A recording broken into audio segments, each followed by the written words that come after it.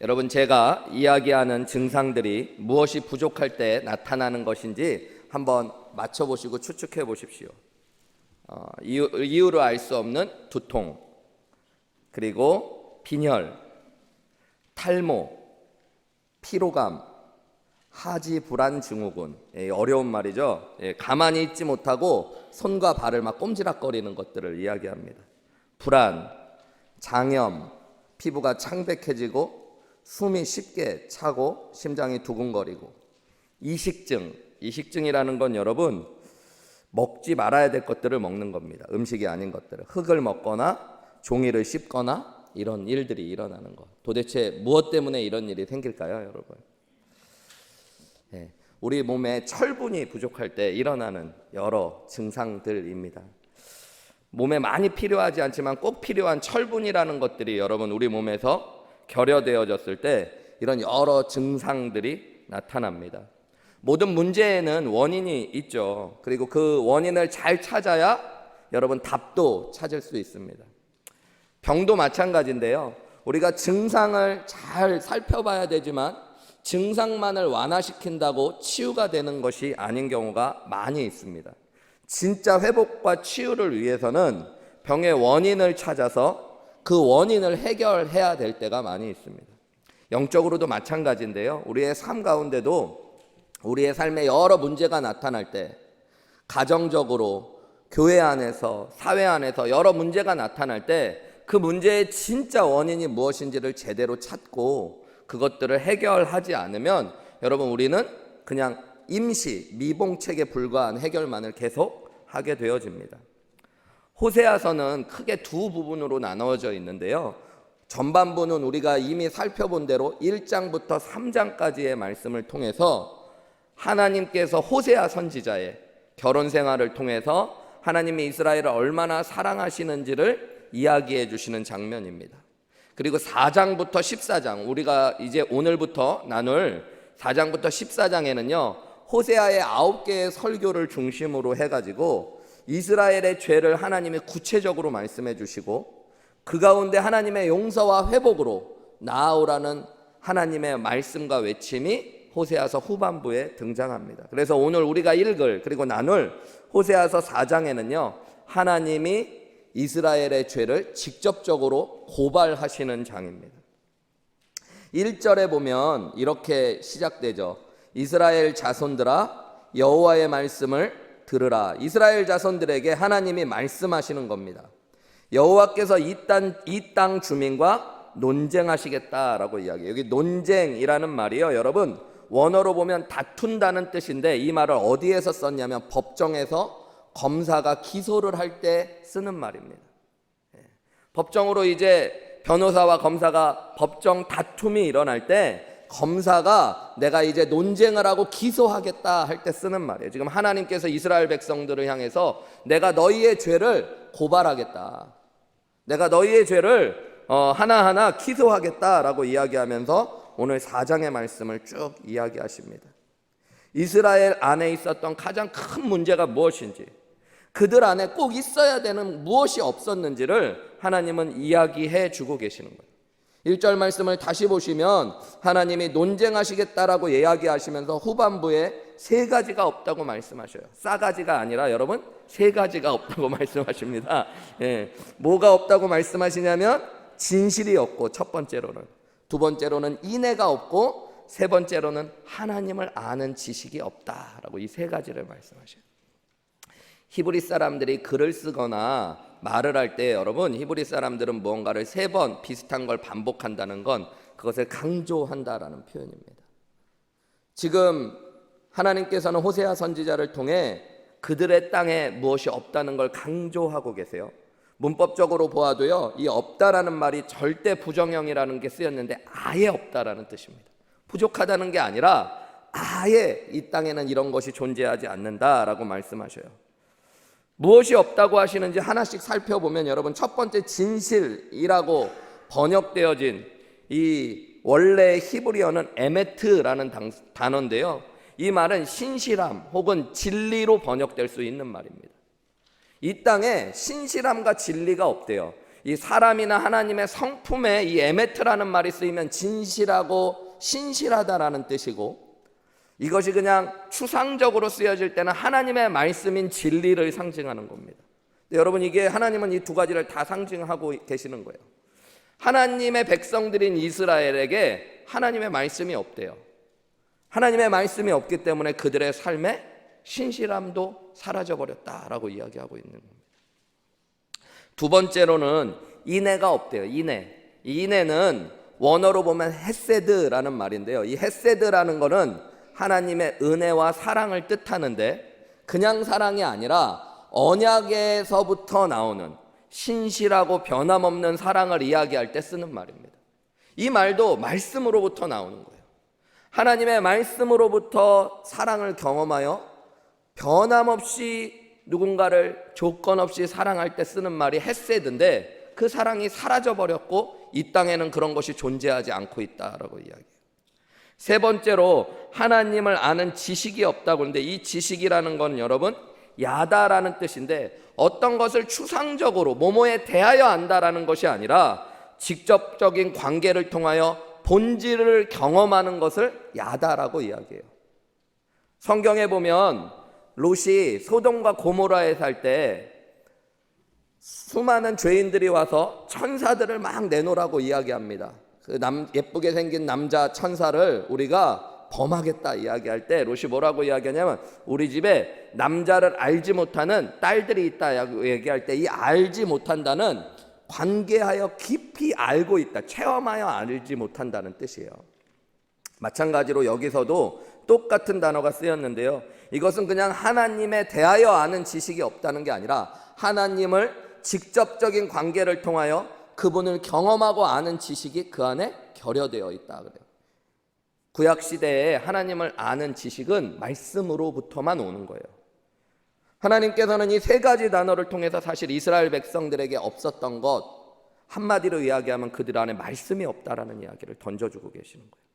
6절 말씀에도 보면요, 하나님이 이것을 한 번 더 확인시켜 주시는데요, 내 백성이 지식이 없으므로 망하는도다.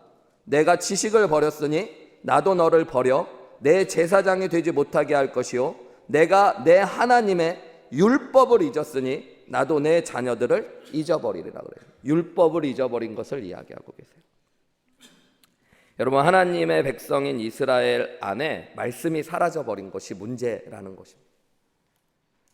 그냥 말씀 성경책이 없어졌다라는 뜻이 아니고요, 이스라엘 백성들은 말씀 두루마기를 손목에다가 머리에다가도 가지고 다녔고, 회당에 가고 성전에 가면 하나님의 말씀을 읽는 일들이 있었어요. 그냥 말씀이 사라졌다는 게 아니라 말씀을 통해서 진리를 마음에 새기고, 말씀을 통해 하나님의 사랑을 경험하고, 말씀을 통해 하나님 자신을 만나는 은혜가 그들 가운데 다 사라져버렸다고 이야기하시는 거예요. 그게 그들의 근본적인 죄였어요. 그리고 거기서부터 하나님의 말씀이 사라지고 났더니 이스라엘이 어떻게 부패하고 타락했는지를 하나님이 하나하나 고소하십니다. 2절 말씀부터 한번 보실까요? 2절 말씀 제가 읽겠습니다. 오직 저주와 속임과 살인과 도둑질과 간음뿐이요 포악하여 피가 피를 뒤이음이라. 이스라엘 땅에 죄가 가득 찼다라고 이야기하십니다. 무법천지가 된 거예요. 여러분, 진리가 사라지면 죄가 찾아오기 시작합니다. 하나님이 이스라엘을 위해 십계명부터 여러 말씀을 주셨는데요, 말씀을 잊어버리기 시작하니까 부모 공경이 사라져버리고 살인하게 되어지고 간음하게 되어지고 도둑질하게 되어지고 거짓말하게 되어지는 거예요. 기준이 사라지니까 죄가 들어오기 시작합니다. 여러분, 말씀이 귀에 들리지 않으면 그때부터 뭐가 들릴까요? 세상의 소리가 들리고 내 안에 있는 본성의 죄악이 드러나게 되어져요. 이스라엘 백성들 안에 그런 일들이 일어났다는 것입니다. 3절 말씀을 보시면요, 우리 같이 읽어볼까요? 시작. 그러므로 이 땅이 슬퍼하며 거기 사는 자와 들짐승과 공중에 나는 새가 다 쇠잔할 것이요 바다의 고기도 없어지리라. 하나님의 저주가 모든 땅에 임하였다라고 이야기합니다. 여러분, 그냥 말씀을 잃어버리고 죄를 범하는 건 거기서 그치는 게 아니라 하나님이 함께할 수 없는 환경이 되어져 버린 거예요. 하나님은 죄와 함께 하시지 않거든요. 여러분, 하나님이 사라진 건 복이 사라진 것들을 의미합니다. 그래서 복이 사라지자 저주가 임하기 시작하는 거예요. 죄가 있는 곳, 하나님이 떠난 곳에 마치 빛이 사라지면 어둠만이 남듯이 여러분, 그 땅에 저주가 임하기 시작했다라고 이야기해요. 바다에 고기가 없어지고 땅이 슬퍼하며 들짐승과 공중에 나는 새가 다 사라져버리는 것, 하나님의 축복을 다 잃어버리기 시작하는 것입니다. 4절부터 10절까지의 말씀에는 이제 종교가 타락하기 시작한다는 것들을 또 보여주고 있습니다. 말씀이 사라지니까요, 여러분, 종교가 타락하기 시작하는데요. 4절에 보면, 4절 말씀 제가 읽겠습니다. 그러나 어떤 사람이든지 다투지도 말며 책망하지도 말라, 내 백성들이 제사장과 다투는 자처럼 되었습니다. 좀 말씀이 한글로 어렵게 번역이 되었죠. 여러분, 이 말은 쉽게 번역하면 이렇게 이야기할 수 있습니다. 제사장들은 아무 백성과도 다투지 말라, 그리고 책망하지 말라. 왜냐하면 내 백성 모두가 다 너희 제사장의 본을 받아 그처럼 되었기 때문이다. 그래서 너희는 백성과 다투는 사람이 된다라는 얘기예요. 여러분, 제사장들 보고 너희들 백성들하고 백성들 죄 짓는다고 책망하거나 다투지 마. 왜냐하면 너희가 죄를 범해서 백성들이 죄를 범하는 거야, 이런 말씀하시는 거예요. 여러분, 제사장들이 타락하기 시작했어요. 말씀이 사라지니까 여러분, 성직자들부터 시작해서 백성들이 타락하기 시작했다라는 말씀을 하는 것입니다. 5절에 보면 너는 낮에 넘어지겠고 너와 함께 있는 선지자는 밤에 넘어지리니 내가 내 어머니를 멸하리라. 이 어머니는 이스라엘을 이야기하는데요. 여러분, 종교인들이 넘어지고 백성이 넘어지고 또 종교 지도자들이 넘어지고 결국에는 이스라엘도 넘어질 거라고 이야기해요. 종교의 타락은 국가와 사회의 타락으로 이어지고 결국에 나라가 무너지게 될 것을 이야기해 주고 있는 것이에요. 여러분, 6절부터 10절에는 더 구체적으로 이 종교 제사장들의 타락을 이야기하고 있는데요. 말씀을 잃어버렸더니 6절에 보면 하나님이 말씀하신 대로 백성이 지식을 버리게 되어지고 제사장들이 지식을 버렸으니 나도 너를 버려 제사장이 못되게 하시겠다라고 말씀하십니다. 그리고 그들의 자녀, 여기서 보면 여기는 6절은 제사장들에게 하시는 말씀이니까요, 이스라엘 백성들도 하나님이 잊어버리고 버리시겠다라고 말씀하시는 거예요. 7절에 보면 이스라엘의 제사장들의 죄를 이렇게 이야기하셔요. 그들은 번성할수록 내게 범죄하니 내가 그들의 영화를 변하여 욕이 되게 하겠다. 이미 호세아서를 강해할 때 말씀드렸듯이 여러분, 당시에 호세아 시대의 이스라엘은 역사에 유례 없는 부를 누리던 시대입니다. 평화를 누리던 시대예요. 그러다 보니까 하나님께서 주신 복 가운데 그들은 더 많은 죄를 범하기 시작했다라고 이야기하고 있는 것이에요. 여러분, 이것이 하나님의 백성들에게 일어났던 일들입니다. 말씀을 보면서 제사장들이 진짜 문제구나, 언제나 그렇듯이 오늘날도 목사님들이 문제야, 이렇게 생각하시는 분들이 있다면, 여러분, 물론 목사님들도 포함되지만 신약 성경에서 여러분 제사장을 목회자라고 이야기하는 본문은 없습니다. 성경을 보면 여러분, 신약 성경, 예수님께서 이 땅에 오셔서 십자가에 못 박혀 죽으시고 부활하시고 우리를 구원하신 이후에 우리 모든 믿는 사람들을 제사장이라고 불러요. 대표적으로 베드로전서 2장 9절의 말씀에 보면 너희는 택하신 족속이요 왕같은 제사장이라고 이야기하죠. 여러분, 예수님 믿는 모두가 다 제사장입니다. 그래서 제사장은 뭐 했던 사람들이냐면 백성을 대신하여 하나님 앞에 나아갈 수 있었던 사람이에요. 이제 예수님을 믿은 우리 모두가 우리 각자의 발로 예수 그리스도의 은혜를 힘입어 하나님 앞에 나아갈 수 있게 되어진 것입니다. 여러분, 제사장은 뭐 했던 사람이냐면 예배했던 사람이고 백성들을 대신하여 죄의 용서를 구했던 사람들이고 백성들을 대신하여 축복하고 기도해 주었으며 말씀을 전했던 사람들이에요. 근데 여러분, 이제 예수님을 믿고 나서 우리 모두가 제사장이 되었기 때문에 우리가 예배할 수 있게 된 겁니다. 여러분, 하나님 앞에 우리가 기도하고 다른 사람들을 축복할 수 있게 된 것입니다. 나의 죄를 사제나 신부님을 통하지 않고 내 스스로 하나님 앞에 나와 용서를 구할 수 있는 은혜가 주어진 거예요. 무엇 때문에요? 목사님이 제사장이어서가 아니라 저와 여러분이 예수님을 믿는 순간 우리가 제사장이 되었기 때문이에요. 그리고 우리가 이제는 이 땅 가운데 하나님의 말씀을 전해야 될 책임이 주어지는 거예요. 그러니까 여러분, 오늘 제사장들의 타락은 오늘날 우리 시대의 말씀으로 하면 목사님들의 죄악만을 이야기하는 것이 아니라 저와 여러분의 이야기를 던지고 있는 거예요. 말씀을 잃어버린 하나님의 성도들이 여러분 이제 타락하기 시작하는 겁니다. 번성할수록 더 많은 죄를 범해요. 왜냐하면 번성의 마음을 빼앗겨서. 얼마 전에 우리 목사님들과 이야기를 나누다가 한 목사님이 그러더라고요. 전에 있던 교회에서 자기가 목회하면서 정말 아이러니하다고 생각한 게, 성도님들이 보니까요, 어려운 시간이 오면 말씀 앞으로 나오더래요. 기도해 주십시오. 예배 가운데 나와 그러면서 은혜도 받고, 목사님이 말씀을 좀 배우자 그러면 말씀에 대한 사모함이 있어서 어려운 순간에 말씀을 사모하고 배우고, 그래서 막 영혼이 잘 되고 뭔가 삶이 다시 해결되기 시작하면 제일 먼저 말씀을 버리고 하나님을 떠나더라는 거예요. 목사님, 저 수요일날 예배는 못 나옵니다. 새벽에는 이제는 예배 바빠가지고 예배 못합니다. 심지어 주일날도 목사님 매주 예배 못합니다. 지금 사업이 너무 바쁘고 잘 돼서. 그걸 보면서 이 젊은 목사님이요, 전에 있던 교회에서 전도사 시절에 그런 일들을 보면서 너무 아이러니했대요. 왜 사람은 어렵고 힘들 때 하나님의 말씀을 찾는데 뭔가 번성할수록 하나님의 말씀을 버리고 떠나버릴까? 여러분, 그게 우리의 모습일 수 있어요. 8절 말씀에 보면 하나님이 이스라엘의 죄를 이렇게 이야기하십니다. 그들이 내 백성의 속죄 제물을 먹고 그 마음을 그들의 죄악에 두는도다. 여러분, 제사장들이요, 속죄 제물을 너무 좋아해가지고 이스라엘 백성들이 죄를 범하면 제물을 가져오니까, 이 얘기가 뭐냐면요, 그들이 백성들이 죄악을 범하는 걸 좋아했다라는 얘기예요. 죄를 범하면 뭐가 많아지니까요? 나한테 들어오는 재물이 많아지니까. 코로나 가운데 어떤 의사 선생님 한 분이 그런 이야기 하시더라고요. 내과 의사 선생님인데 코로나 가운데 자기 병원은 클리닉 같은 데여가지고 코로나 환자를 안 받는데, 코로나 기간에 사람들이 너무 손을 열심히 씻고 마스크를 쓰고 다니니까 감기 막 이런 데 안 걸려갖고 환자가 너무 없어서 죽을 것 같대요. 그래도 코로나가 빨리 끝났으면 좋겠다고 이야기하시더라고요. 먹고 살기 어렵다고 이야기하시더라고요.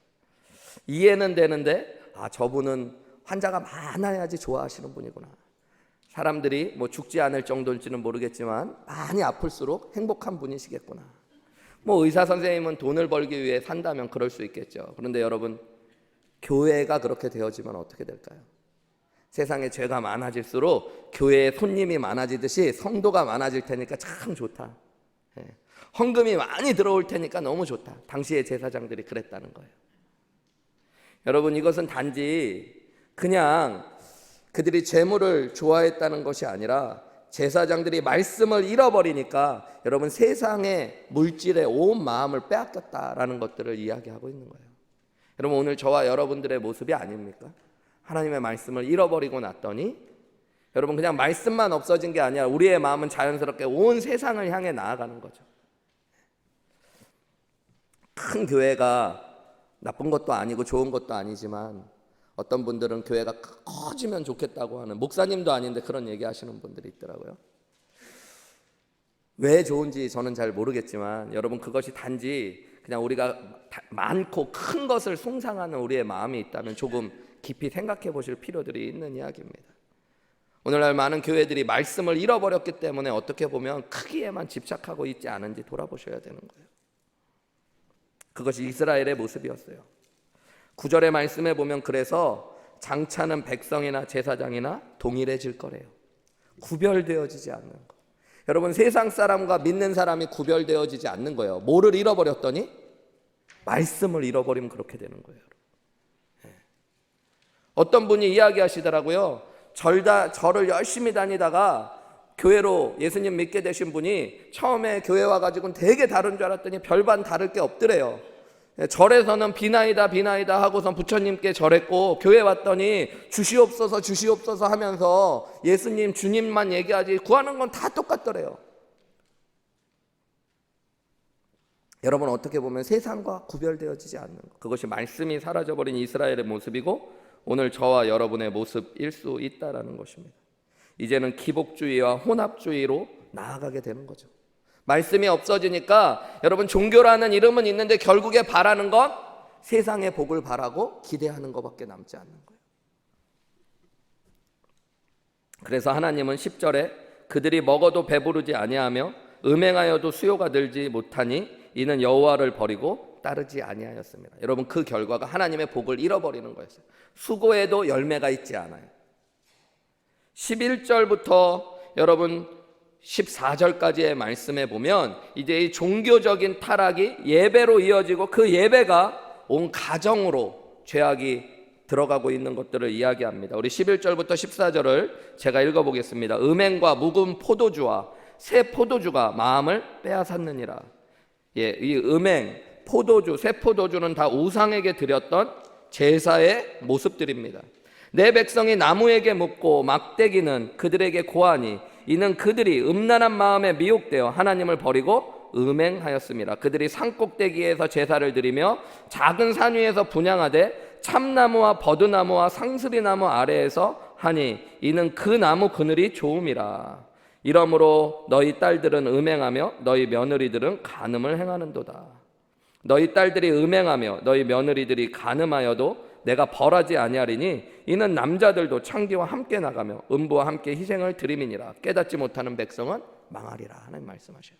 무슨 얘기냐면요, 여러분, 당시에 북이스라엘의 예배가 어떻게 행하여졌냐면 하나님을 예배해야 된다고 세워놨던 산마다 세워놨던 산당들, 그리고 하나님을 위해 예배한다고 했던 신전에요, 여러분, 바알과 아세라의 목상들을 세워놓고 바알과 아세라에게 드렸던 제사의 모습도 함께 혼합하여 드리기 시작했습니다. 왜냐하면 이스라엘 백성들이요, 처음에 가나안 땅에 들어올 때는 오직 광야를 행진하며 출애굽시키셨던 하나님만을 믿었는데요, 이제 가나안 땅에 들어오니까 농사를 짓고 살아야 됐어요. 농사를 지으면서 농사법을 배워가는데 그 농사법은 대부분 유목민이었던 이스라엘 백성들은 모르기 때문에 가나안 사람들에게 배우게 되었습니다. 주변 국가 사람들한테 배우는데 주변 국가 사람들한테 농사의 법만 배우는 것이 아니라 그들의 신에게 예배하는 법도 배우는 거예요. 야, 예배하는 이 농사 짓는 법 이거 중요한데 제일 중요한 건 결국에 신이 축복을 해줘야 되는데 농사의 축복은 바알과 아세라가 주는 거야. 이 바알과 아세라는 다산과 풍요의 신이에요. 남신이 바알이고 여신이 아세라인데, 여러분, 이 당시의 사람들이 생각할 때 이스라엘 이 중동에 있었던 사람들은 비가 오질 않으니까, 오늘처럼 수로를 낼 수 있는 게 아니니까 비가 와야지 풍요로워지거든요. 근데 비가 오는 것을 신들이, 남자의 신과 여자의 신이 관계를 하여 그 관계 가운데 나오는 것이 비라고 이야기했던 거예요. 그러니까 신을 자극하기 위해서 성전마다 창기들을 두었습니다. 몸을 파는 사람. 그래서 신을 자극하는 게 예배예요. 왜냐하면 원하는 것이 신을 따라서 바른 삶을 살아가는 게 아니라 비가 와서 축복을 받는 거니까. 신을 자극하기 위하여 남자들은 성전에 있는 창기들과 몸을 섞는 게 예배였어요. 아내들도 자녀들도 그런 아버지를 보면서 말리지 않습니다. 왜냐하면 예배 드리러 가시는 거니까, 우리 복 받으러 가는 거니까. 아버지도 그랬겠죠. 야, 내가 다 먹고 살려고 그러는 것이다, 좋아서 그러는 거 아니다, 뭐 이렇게 얘기하시듯이 예배 드리러 가셔서 그런 음행한 행동을 하는 거예요. 그러나 그들이 묻고 말씀을 듣고 응답을 받기 원했던 걸 하나님이 12절에 보면 그들은 나무에게 묻고 막대기한테 소리를 듣고 있다 그래요. 여러분, 아무 말도 할 수 없고 아무 능력도 없는 것 앞에 그렇게 하면서 음행하고 범죄했어요. 여러분, 그 종교의 타락이 가정을 무너뜨리는 거예요. 나중에 보면 며느리들이 간음하고 너희 딸들이 음행하여도 너희 아무 말도 하지 마. 니네가 종교적으로 그렇게 타락하여 음행했는데 무슨 말을 할 수 있어? 라고 말씀하셔요. 여러분, 결국에 종교적인 타락이 가정까지도 무너뜨리게 되어지는 거예요. 여러분, 그것이 이스라엘의 모습이고 하나님은 그들의 죄를 이렇게 낱낱이 하나씩 고발하십니다. 호세아 시대의 이스라엘의 모습은 여러분 오늘 우리의 모습과 너무 닮아 있습니다. 여러분, 세상을 보면 죄가 어디서부터 어디까지 있는지 도저히 헤아릴 수 없을 만큼 많습니다. 뭐 한국뿐만 아니라 미국, 전 세계 어디를 가도 여러분 죄가 너무 관영해요. 음행의 죄도 끝이 없습니다. 여러분. 폭력에 대한 것도 끝이 없습니다. 탐욕과 죄악도 여러분 끝이 없어요. 여러분, 교회는 전혀 다릅니까? 예수님을 믿는 사람들은 전혀 다릅니까? 세계에서 유례없는 부흥을 맛보았다고 하는 한국이나 여러분 정말로 누가 뭐라고 해도 순결한 믿음으로 나라를 세웠다는 기독교 국가라고도 불리워졌던 미국은 어떻습니까? 여러분? 종교자들, 목회자들의 타락은 여러분 이제는 너무너무 쉽게 듣는 이야기예요. 목회자들만 죄를 범합니까, 여러분? 목회자들의 죄를 들으면서 그래도 다행인 건 그래도 아직은 놀라는 마음들이 있어서 다행이에요. 아, 목사님 어떻게 그럴 수 있어? 여러분 성도님들의 죄는 얘기도 안 합니다. 없어서가 아니에요, 여러분. 어느 교회 뭐 성가대, 우리 성가대 얘기해서 죄송합니다. 우리 성가대 아닙니다. 어느 교회 성가대 아니라 무슨 어디라고 얘기해야 되나? 어쨌든 남의 교회니까 뭐 제가 아는 교회 아니라 그냥 예입니다. 예, 여러분 성가대에서 무슨 뭐 불륜이 일어났다. 여러분 그런다고 해서 막 사람들이 막 신문에 나고 와 저 교회 큰일 났다 대단. 여러분 그러지도 않아요. 요즘에는 그러려니 하는 세상이 너무너무 되어져 버렸어요. 여러분 예수 믿는 사람들의 가정은 안 무너집니까? 수없이 무너지고 깨어지는 가정의 모습들을 보게 되어지죠. 여러분 이 사회의 죄악들을 보십니까? 지난 몇 주간에도 미국의 지난 한 주간 안에만 미국의 3개의 주요 도시에서 총기 사건이 나서 여러분 수명이 죽는 사건들이 일어났습니다. 이유도 없이 LA에서는 길거리에 서 있는 사람에게 차로 타고 가면서 사람이 총을 쏴가지고 죽고요. 여러분 달라스에서도 총기 사고가 났고 어스틴에서도 총기 사고가 났습니다. 근데 다 이유를 모르는 거예요. 그냥 가정 안에 있는 수많은 범죄의 이야기들. 여러분 어떤 모습에서 사실은 오늘날 죄악들을 이야기하면 목회자로서 너무 마음이 무너지고 또 가슴이 아프면서도 저 자신을 보면 저 자신 안에도 연약함과 죄악들이 가득한다는 것들을 보면서 괴로울 때가 너무너무 많이 있습니다. 오늘날 가정도 사회도 교회도 그냥 오늘 이스라엘의 모습처럼 다 하나님 보시기에 가슴 아프고 이것이 너희의 죄다, 이것이 너희의 죄다라고 이야기하면 아무 말도 할 수 없이 그저 고개를 숙일 수밖에 없는. 그런데 여러분 우리는 호세아서의 말씀을 보고 있잖아요. 호세아서 4장은 4장만 뚝 떨어진 것이 아니라 여러분 1장으로부터 왔던 하나님의 마음에서 출발하는 거예요. 여러분 하나님께서 호세아 3장까지의 말씀에 보면 남편을 버리고 끊임없이 음행하며 남편을 버렸던 고멜이라는 여자를 사랑하고 그를 찾아오며 그에게 항상 사랑의 마음을 가졌던 호세아의 마음을 통하여 범죄한 이스라엘을 사랑하시고 그들을 돌아오기 원하시는 하나님의 마음이 호세아 가운데 있는 것입니다. 여러분 그런 눈으로 오늘 본문의 말씀을 보면 하나님은 단지 이스라엘의 죄를 지적하시고 기소하시는데 끝나는 것이 아니라 그들을 돌아오게 하기 원하시고 그들을 회복하게 하기 원하신다는 것들을 깨달으셔야 됩니다. 무엇이 없는 것이라고 말씀하시는 것, 너희의 진짜 문제가 무엇이라고 이야기하시는 건 그들을 정죄하시기 원하는 것이 아니라 여러분 거기서부터 다시 회복해야 한다라는 하나님의 마음이 있는 거예요. 다시 여러분 1절로 돌아보세요. 이 모든 이스라엘의 죄악이 어디서부터 출발했다고 하나님 말씀하셔요? 진실도 없고 인애도 없고 하나님을 아는 지식도 없는 것, 말씀을 잃어버린 이스라엘이 이렇게 범죄했다는 거예요. 하나님이 왜 이 말씀을 하십니까? 말씀으로부터 회복해야 된다는 말씀을 주신 거예요. 가정을 회복하는 것도 중요하고요. 여러분 교회가 회복되는 것도 중요합니다. 오늘날 사회에서 뭐 가정 회복 운동 다 중요한, 제가 뭘 비판하는 건 아닙니다. 뭐 아버지 학교, 어머니 학교, 요즘은 자녀 학교, 요즘은 같이 부모서 부모 자녀 학교 막 이런 것도 있더라고요. 여러분 다 필요합니다. 세상 안에 교회를 개혁해야 된다는 교회 개혁 협의회 뭐 이런 활동을 하시는 분들도 계세요. 다 중요합니다. 그런데 여러분 우리가 먼저 기억해야 될 것, 교회가 새로워지기 위해, 가정이 다시 세워지기 위해, 이 땅이 다시 바르게 서기 위해 여러분 말씀으로 돌아가셔야 된다라고 하나님 말씀하고 계시는 거예요. 여러분 우리의 모든 문제는 말씀을 잃어버린 데서 온지도, 진리를 잃어버리니까 기준을 잃어버려요. 매일마다 여러분 말씀을 읽으며 참이 무엇인지, 거짓이 무엇인지, 선한 게 무엇인지, 죄악이 무엇인지를 나의 소견에 옳은 대로가 아니라 하나님의 말씀 앞에 분별하셔야 됩니다. 하나님의 말씀을 읽으며 여러분 그냥 내가 원하는 사랑이 아니라 여러분, 그 사랑으로 사람을 사랑한다라고 하면서 이기적이고 통제하며 여러분 파괴적인 사랑으로 나아가는 것이 아니라, 세상의 헛된 것들을 사랑하는 것이 아니라, 여러분 나를 죽도록 사랑하신 참된 사랑이신 하나님의 헤세드, 언약 안에 있는 변함없는 사랑을 말씀을 통해 우리가 깨달아야 되는 거예요. 그러면서 여러분 그 사랑으로 우리가 가정 안에 있는 식구를, 교회에 보내주신 사람들을, 그리고 이 세상을 사랑해야 되는 사람들로 하나님이 우리를 부르신 거예요. 왜냐하면 우리가 예수 믿는 사람으로 제사장과 같이 교회로 부르심을 받았기 때문이에요. 여러분, 말씀을 통해서 하나님을 경험하셔야 됩니다.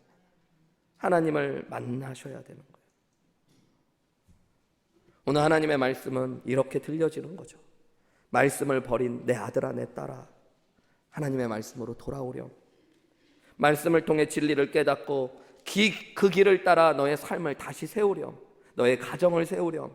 말씀을 통해 세상과 비교할 수 없는 나의 사랑을 깨닫고 서로 사랑하렴. 말씀을 통해 나와 만나고 나와 함께 시간을 보내자.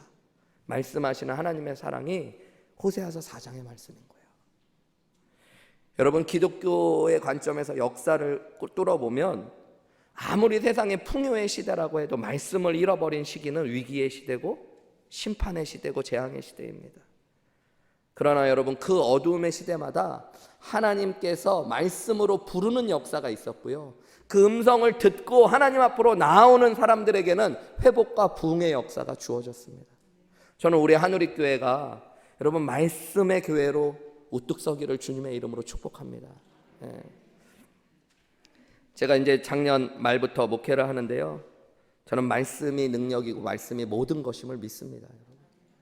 제가 목회하면서 여러분들 금요일날 주일날 말씀 들으시지만 소원이 하나 있다면, 제가 목회하는 교회, 우리 사랑하는 한우리교회 성도님들이 저를 통해 신구약 성경의 한 절 한 절을 빠짐없이 다 나누고 들으실 수 있다면 그것이 제 마음의 소원과 같은 거예요. 교회를 막 키우고 내 이름을 날리고 그런 건 제 마음 안에 아무 소원이 없어요. 여러분, 하나님의 말씀을 통해 여러분들이 하나님을 만나고 하나님의 사랑을 경험하고 그 하나님의 말씀으로 여러분의 삶과 가정과 여러분 직장과 이 세상을 바르게 세워가시는 것, 그것이 하나님께서 제게 주신 마음의 소원입니다.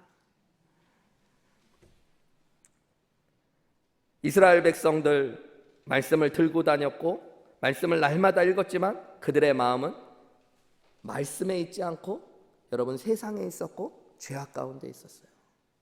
여러분, 오늘 저와 여러분의 마음은 어디에 있어요? 여러분, 오늘 교회 안에 오셔서 성경책 들고 오시고 말씀을 듣는다고 다가 아니라는 이야기예요. 여러분의 마음에 여러분 말씀이 임하셔야 됩니다. 속절없이 죄악 가운데 무너지는 교회들을 보고 세상을 보면요, 너무 가슴 어떨 때는 은퇴하시는 목사님들이 부럽다는 생각이 들어요. 그분들은 저를 젊다고 부럽다고 그러시는데 20년은 달려가야 돼요. 한우리교회 65세 은퇴니까 제가 45인데요.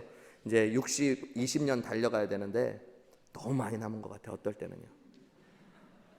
그게 뭐냐면 일이 아니라 실수하면 어떡하지? 잘못하면 어떡하지?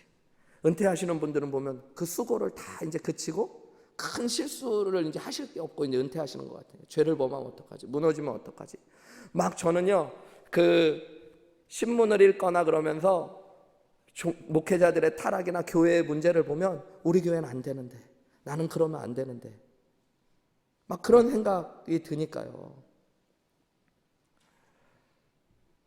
속절없이 가정들이 무너지고 이 땅에 그리스도인들이 죄악 가운데 넘어지는 걸 볼 때 마치 에스겔이 보았던 환상처럼 골짜기 안에 가득한 마른 뼈들을 보는 것 같아요. 절망의 상황, 죽음의 상황. 여러분, 근데 그곳에 하나님의 말씀이 선포되어지고 말씀 가운데 성령의 능력이 임하여 생기가 임하였더니 뼈들이 맞추어지고 그들이 일어나 큰 군대같이 되어지는 역사가 있는 거예요.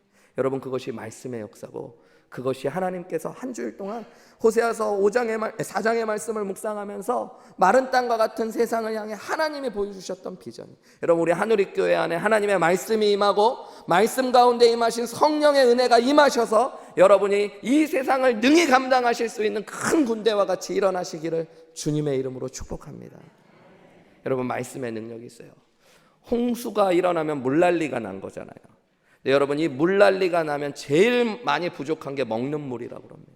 마실 물이 없어지는 거예요. 여러분 오늘날 우리가 얼마나 말씀의 홍수 시대를 살고 있습니까? 어떤 새 가족들은 와서 그러시더라고요. 팬데믹 1년 동안 집에서 예배를 드리는데 앉아서 온라인으로만 해도 이 동네 온 교회 목사님들의 말씀을 듣는데 한우리교회로 오기 전에 제가 얼마나 많은 교회 말씀을 들었겠습니까? 그렇게 얘기하시더라고요. 얼마나 겁이 나는지 그런 얘기를 막 왜 이런 얘기를 하실까. 참 감사한 게 근데 목사님 막상 그분의 표현입니다. 제가 다른 교회를 절대 폄하하는 게 아니라 갈만한 교회, 진짜 말씀이 있는 교회는 많지 않더라고요. 그분 그런 이야기 하시죠. 그러면서 하나님께서 말씀이 있는 교회라고 한우리교회를 알려주시는 것 같았고, 그래서 몇 달 전부터는 한우리교회 예배를 드리고 우리 교회로 나오게 됐습니다 얘기하시더라고요. 여러분 설교를 안 하는 교회가 어디에 있습니까? 그런데 여러분 하나님의 말씀이 있는 교회가 되어야지 진짜 교회가 되어지는 겁니다. 여러분도 마찬가지예요. 여러분 성경책 안 들고 교회에 오시는 성도님들이 요즘 간혹 있죠. 그렇지만 여러분 집에는 한 권씩 있으시겠죠. 뭐 우리 교회 130명이 넘는 분들이 매일 저랑 같이 똑같은 말씀으로 통독하시니까 성경을 매일 읽는 분들도 꽤 있으시겠죠. 근데 여러분 그것보다 더 중요한 건 말씀을 통해 진짜 진리가 우리의 삶에 들어가고 하나님의 사랑을 진짜 경험하며 하나님을 만나는 역사가 일어나야 됩니다. 여러분 사도행전 20장에 보면 재미있는 이야기가 하나 나오죠. 그 유두고라는 사람이 바울 선생님의 설교를 듣다가 난간에서 떨어져 죽은 이야기입니다. 그죠? 충격적이죠. 그죠? 말씀을 듣다 사람이 죽으니 여러분 이야기로 봐도 놀라는데 그곳에 있던 사람들은 얼마나 놀랬겠습니까? 저는 이 똑같은 말씀을 가지고요, 어떤 목사님이 성도들에게 설교 시간에 졸면 죽을 수 있다라고 이야기하시는 분도 본 적이 있어요. 근데 이 똑같은 말씀을 가지고 어떤 성도님은 아유 바울 선생님도 설교를 우리 목사님처럼 엄청 졸려 죽겠게 했나 보다 막 이러는 성도님도 본 적이 있어요. 각자의 말씀에서 말씀을 읽는 거죠. 여러분 근데 우리 사도행전 20장 7절에서 11절 앞에 나올 텐데요, 다시 한번 읽어볼까요? 이 유두고의 이야기는 이렇게 시작됩니다. 그 주간의 첫날이에요. 이스라엘 사람들이 생각할 때 주간의 첫날은 오늘의 주일입니다. 안식일이 마지막 날이기 때문에 토요일이고, 주간의 첫날이 여러분 그리스도인들이 모여서 예배했던 주일입니다. 이 주일 저녁이에요. 그날에 주일날 떡을 때려 모였더니 바울이 이튿날 떠나는 일이 있었대요. 바울 선생님은 이제 다음날 떠나기 때문에 주일날, 월요일날 떠나시고 주일날 성도들이 모여서 예배하는 거예요. 그때 바울 선생님이 그들에게 강론하실 때 말을 밤중까지 계속, 설교가 밤까지 계속되었대요. 8절 말씀에 보면 우리가 모인 윗다락에 등불을 많이, 밤이니까 여러분 전기가 안 들어오니까 불을 잔뜩 킨 거예요. 말씀을 읽으면서 들어야 되니까. 그때 유두고라고 하는 청년이 창에 걸터 앉았다가 깊이 졸았대요. 바울이 강론하기를 더 오래 하며 졸음을 이기지 못하고 상층에서 떨어지니 그를 일으켜 보니 죽어 있었다 그래요. 바울이 내려가서 그 위에 엎드려 그 몸을 안고 말하되 떠들지 말라, 생명이 아직 그에게 있다 라고 말씀하시고요, 올라가 그를 살린 뒤에 떡을 다시 떼고, 바울 선생님도 대단하죠. 그럼 이제 그만하자 해야 될 것 같은데 오랫동안 곧 날이 새기까지 이야기하고 떠나셨대요. 그러니까 여러분 그런 이해가 될 수 있겠죠. 근데 여러분 당시의 배경을 보면 당시의 대부분의 사람들은 하층의 노동자들이거나 노예들이었습니다. 여러분 이 주일날, 유대인들에게 있어서 주일날은 쉬는 날이 아니에요. 이스라엘 백성들이 예배했던 주일은 여러분 안식일은 토요일이었던 거고 주일날은 일하는 날이에요. 일하는 날. 여러분 월요병과 같이 하루 쉬고 나가서 일하는 날은 더 피곤한 날이잖아요. 하루 종일 일을 하고 왔던 청년 유두고라는 사람은 무슨 직업을 가졌는지 모르지만 아마 힘들고 고된 삶을 살고 저녁에 말씀을 사모하여 왔던 거예요. 대부분의 사람들이 그랬던 거예요. 여러분, 그들이 왜 이곳에 이렇게 밤에 모였을까요? 전기도 없어요. 그런데 등불을 잔뜩 켜면서 그들이 모였던 이유가 뭐예요? 하나님의 말씀을 듣고 싶었어요.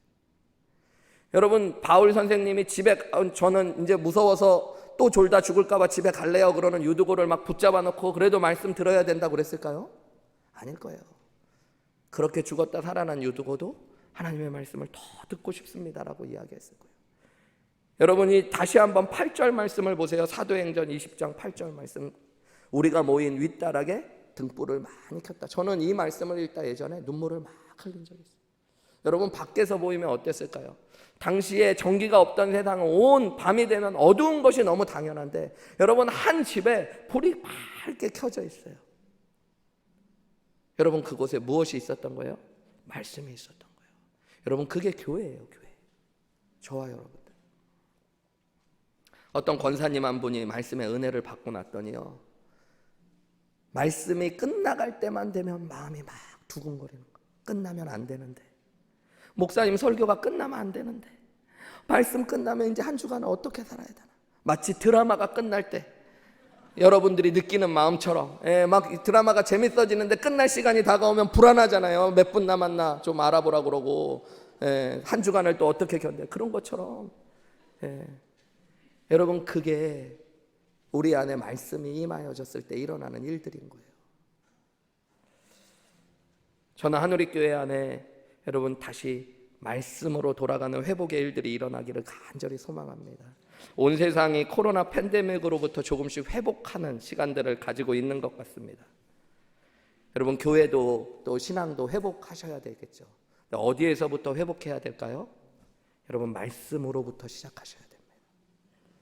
여러분의 삶에 여러 문제가 있었다면 여러분, 어디에서부터 답을 찾으셔야 될까요? 오늘 하나님이 하시는 말씀으로 보면 우리가 말씀을 잊지 않았는지 돌아보셔야 됩니다.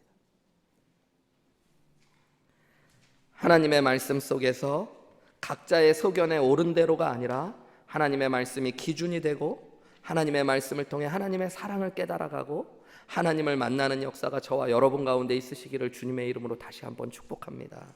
하나님이 오늘 말씀하시는 음성이 여러분에게 들렸으면 좋겠어요. 사랑하는 아들아, 사랑하는 딸아, 나와 좀 이야기 좀 하자. 나의 사랑을 좀 듣고 느껴보렴. 그리고 나를 만나렴. 여러분, 그렇게 말씀의 자리로 나아오시는 저와 여러분들 되시기를 다시 한번 주님의 이름으로 축복합니다. 우리 함께 이 시간에 기도했으면 좋겠습니다. 여러분, 겸손한 마음으로 하나님 앞에 결단하며 기도하셨으면 좋겠어요. 오늘 하나님의 음성을 들으면서 하나님, 내 삶의 진짜 문제는 하나님의 말씀을 잊어버렸다는 것들 오늘 깨닫습니다. 다시 한번 하나님의 말씀 앞으로 나아가기 원합니다. 주님 말씀으로 주님의 사랑을 깨닫고 진리 안에 굳게 서며 하나님을 만나는 귀한 은혜를 허락해달라고 우리 이 시간에 함께 기도하며 고백하며 나아가시겠습니다. 기도하시겠습니다.